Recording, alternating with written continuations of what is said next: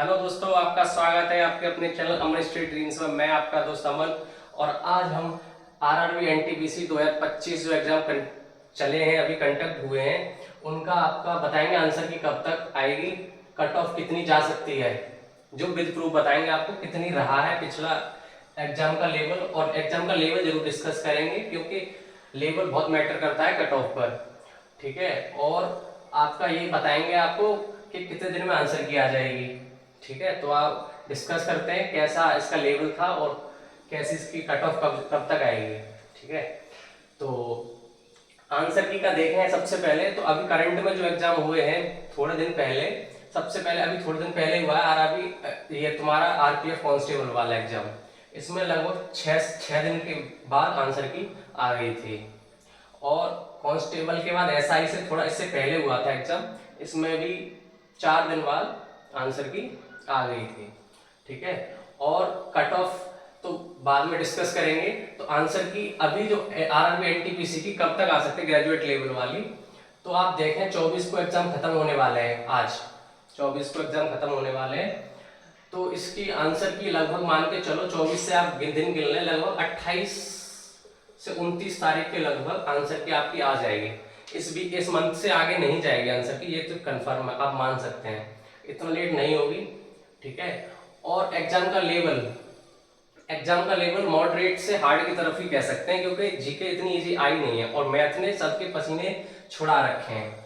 Math अच्छा level का आया है, आप इतना ये नहीं कह सकते कि 30 क्वेश्चन आए हैं उसमें से आप 30 या फिर 29 करने वाला कोई भी नहीं मिला है। ये आप देखें, किसी भी रिव्यू देखें तो भी कोई बता नहीं सकता कि 29 और 30 करके आया है कोई अच्छे से।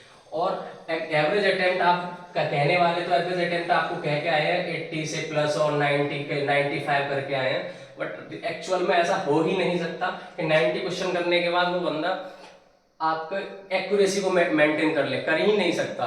क्योंकि कैसे करेगा, मैथ को टाइम भी लगेगा मैथ सॉल्व करने में। कैलकुलेटिव पेपर आया है इस बार, मैथ तो काफी कैलकुलेटिव रहा है, और जीके में करंट अफेयर्स ने सबके छक्के छुड़ाए हैं, इस बात को कोई भी नेग्लेक्ट नहीं कर सकता।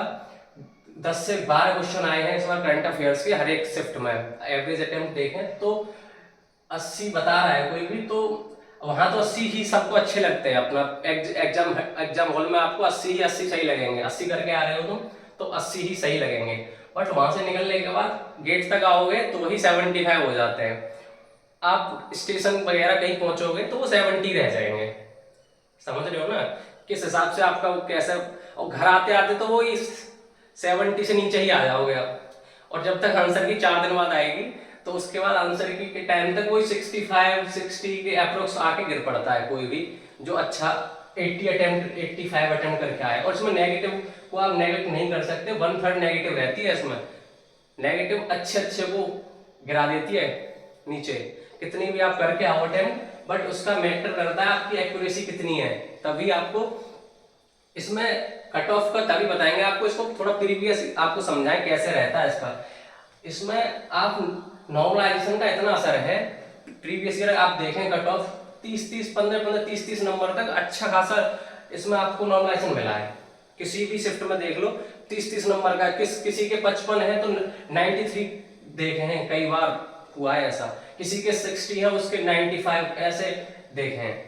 आप किसी को पता करें तो देखेंगे आप ऐसा सेलेक्ट हुए हैं।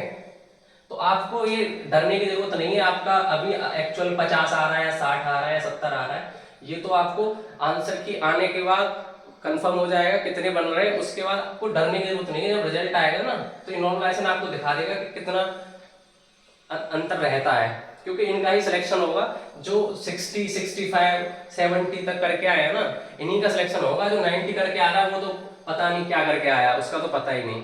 क्योंकि उनका तो फिर वही 40 वाले आ जाएंगे उनके, जब वो नेगेटिव कटेगी ना 1/3 की तो उनका वही आ जाएगा। हमारे हिसाब से कट ऑफ जो प्रीवियस ईयर देख के चल रहे हैं तो 65 और से लेके 70 के बीच अगर किसी के बच रहे हैं, और 60 से भी ले सकते हैं अगर नॉर्मलाइजेशन सही मिल गया उसको, उसी के 75 और 80 90 तक होते देखे हैं हमने, तो उसके भी इतने हो जाएंगे, 90 तक हो जाएंगे उसके। तो आप ये नहीं कह सकते कि वो एवरेज, जो डरने की जरूरत नहीं है। पहले तो आपका एग्जाम थोड़ा बहुत एवरेज हुआ है क्योंकि टफ एग्जाम आया है, इसलिए आपको डरने की जरूरत नहीं है। और नॉर्मलाइजेशन का ऐसा खेल रहेगा जो कम सिलेक्शन, कम नंबर वालों का सिलेक्शन ज्यादा हुआ है पिछले एग्जाम में देखें जो अभी कर इससे पहले हुई थी वैकेंसी कंप्लीट। ठीक है, एग्जाम का लेवल बता ही दिया आपको। और इंटर लेवल वाला एग्जाम वाले जरूर सुने, उनका एग्जाम कब तक हो जाएगा। इंटर वाले का एग्जाम, लेवल वाला जो एग्जाम है वो जुलाई तक तैयार रहें, जुलाई तक होने की संभावना है। जुलाई के लास्ट वीक से आपको पता चल जाएगा कि कब तक एग्जाम हो जाएगा। शायद जुलाई खत्म होते ही स्टार्ट हो जाए एग्जाम, इतना लेट होगा नहीं, क्योंकि अब इसके बाद उनके पास कोई है नहीं कराने के लिए, यही कराएंगे सबसे पहले अब इंटर लेवल वाला एग्जाम में। समझ में आया। कट ऑफ 65 से 70 के अप्रोक्स ही जाएगी, इससे आप देख लेना जिस दिन कट ऑफ आए आप, क्योंकि आपको सेकंड लेवल की तैयारी स्टार्ट कर देनी चाहिए अब, क्योंकि कट ऑफ से आप अगर आपको लग रहा है कि 65 या 60 के आसपास आपके नंबर बन रहे हैं, 55-60 के आसपास, तो आप सेकंड लेवल की तैयारी करें। नहीं तो हो जाएगा ऐसा कि आपको 55 नंबर लग रहे हैं, आपको वहीं हो जाए 80 नॉर्मलाइजेशन के बाद। देखना आप, ऐसा ही होता है, हो जाए और आ जाए आपका नंबर, क्योंकि 80 तो किसी मतलब पे नहीं जाएगी कट ऑफ। कट ऑफ इतनी ही रहेगी, 70 से कम ही रहेगी अगर आपको, अगर नॉर्मलाइजेशन से पहले आप देखें तो, क्योंकि नहीं जाएगी। नॉर्मलाइजेशन का ऐसा खेल है इसमें बहुत ज्यादा। ठीक है, और आंसर की ही तुम्हारी इससे मंथ से आगे नहीं जाएगी, ये बात बिल्कुल परफेक्ट है। 28-29 में आ ही जाएगी, इस बात में आप बिल्कुल भी दिक्कत नहीं करें, ये आ ही जाएगी 28-29 तक। और इंटर लेवल वाले अपना परफेक्ट रखें तैयारी को, ज़्यादा लेट होगा नहीं। और ठीक है, और इस बात को ध्यान रखें, अपना नॉर्मलाइजेशन के चक्कर में आप ये ना करें, अपना पढ़ाई कंटिन्यू रखें। और हमारी वीडियो आपको कैसी लगती हैं वो आप देखें, सब्सक्राइब हमारे चैनल को। ठीक है, बाय।